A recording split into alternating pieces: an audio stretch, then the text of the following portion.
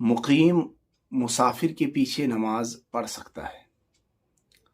अगर कहीं जमात हो रही हो और आने वाले को ये पता ना हो कि ये मुसाफिर लोग नमाज पढ़ रहे हैं या मुकीम लोग नमाज पढ़ रहे हैं, तो वो शख्स नियत कैसे करेगा? सबसे पहली बात ये कि जब वो नमाज के लिए खड़ा होगा तो वो वक्ती नमाज की नियत करेगा। जो भी नमाज चल रही है वो 2 और 4 रकात की नियत नहीं करेगा, बल्कि वक्ती नमाज की नियत करेगा। और मुकीम की नमाज मुसाफिर के पीछे बिल्कुल जायज़ और दुरुस्त है।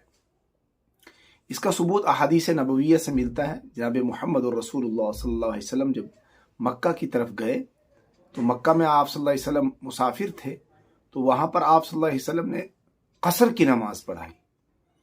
लेकिन वहाँ के मुकीम लोगों ने आप सल्लल्लाहु अलैहि वसल्लम से कहा कि हम क्या करें? तो आप सल्लल्लाहु अलैहि वसल्लम ने फरमाया कि आप अपनी नमाज को मुकम्मल करो।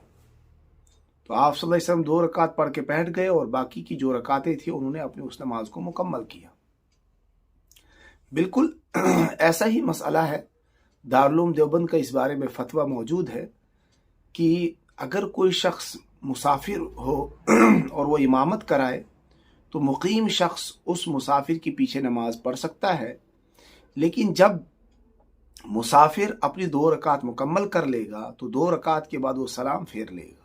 मुकीम खड़ा होगा और खड़े होकर वो क़िरात नहीं करेगा, बल्कि खड़े होकर वो उतनी देर खामोश रहेगा जितनी देर सूरह फातिहा पढ़ने का वक्त होता है। जितना टाइम सूरह फातिहा के पढ़ने में लगता है उतनी देर ये मुकीम शख्स खड़ा रहेगा और खामोश खड़ा रहेगा, कोई क़िरात नहीं करेगा।